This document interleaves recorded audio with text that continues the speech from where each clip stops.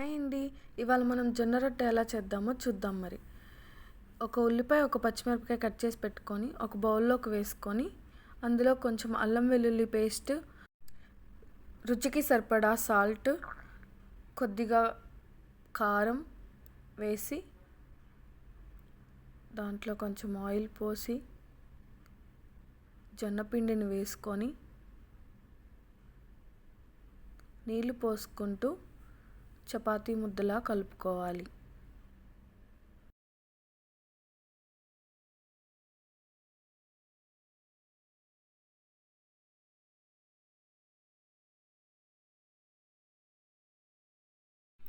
ఇలా పిండి కలుపుకున్నాక కొద్దిగా పిండి రౌండ్గా చేసుకొని ఒక పేపర్ పెట్టుకొని ఆ పేపర్ మీద కొంచెం ఆయిల్ వేసి ఆ పిండిని పెట్టి రొట్టెలాగా ఒత్తుకోవాలి.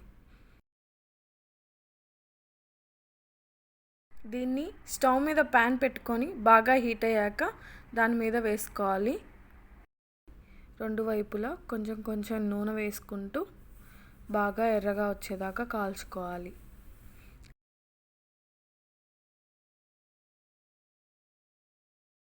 అంతే, జొన్న రొట్టె రెడీ.